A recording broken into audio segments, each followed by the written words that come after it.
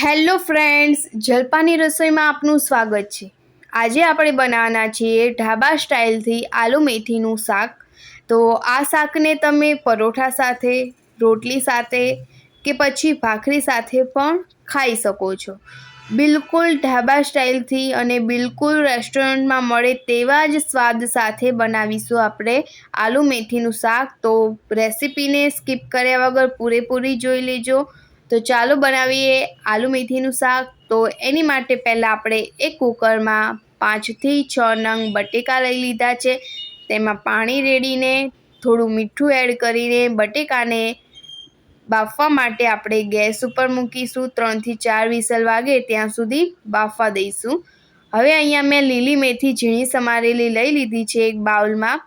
એમાં પાણી એડ કરીને મેથીને સારી રીતે આપણે ધોઈ લઈશું। મેથી સારી રીતે ધોઈ લીધી છે। હવે આપણે એક તપેલીમાં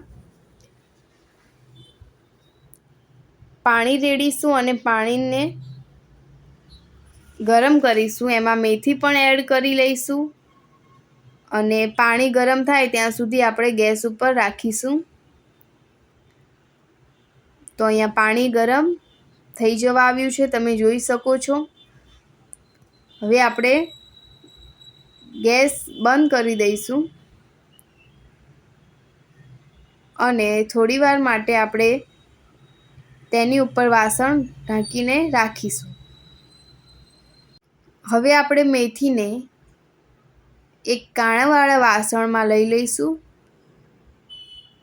તો મેથીને આમ બી ચડતા વાર નથી લાગતી। તો આપણા બટેકા પણ અહીંયા બફાઈ ગયા છે। તો બટેકાની છાલ ઉતારીને આવી રીતે આપણે ઝીણા ઝીણા સમારી લઈશું।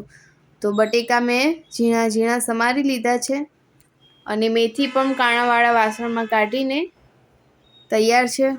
હવે શાક વઘારવા માટે આપણે એક કડાઈમાં તેલ ગરમ કરીશું। તેલ આવે એના પછી આપણે એમાં રાઈ નાખીશું, એના પછી જીરું નાખીશું, હિંગ નાખીશું, લીલો લીમડો એડ કરીશું, એના પછી ડુંગળી નાખીશું,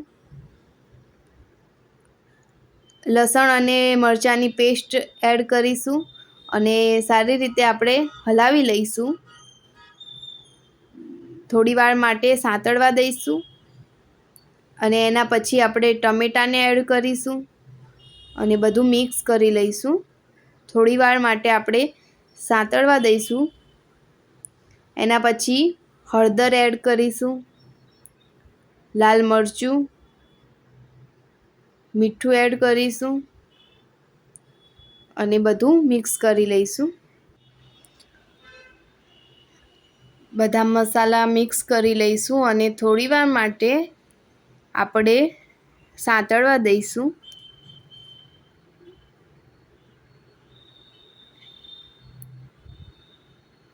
તો આમાં ડુંગળી અને ટમેટાનો વઘાર બહુ જ સરસ લાગે છે।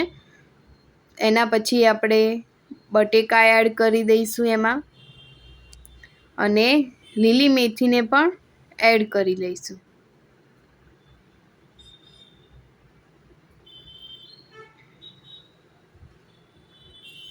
સારી રીતે આપણે હલાવી લઈશું,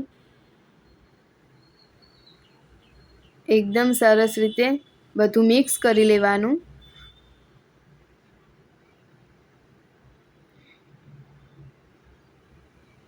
તો ચોક્કસથી આ રેસીપીને ટ્રાય કરજો। ઉપરથી આપણે થોડા ધાણા એડ કરી દઈશું અને હલાવી લઈશું। તો એકદમ ઢાબા સ્ટાઇલથી આપણું શાક તૈયાર થઈ ગયું છે।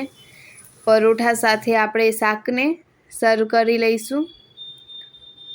આવી અવનવી રેસીપીને જોવા માટે મારી ચેનલને સબસ્ક્રાઈબ કરી ના હોય તો જલ્દીથી જાઓ અને સબસ્ક્રાઈબ કરી લો અને આ રેસીપી કેવી લાગી તે જરૂરથી કોમેન્ટ કરજો અને શેર કરજો।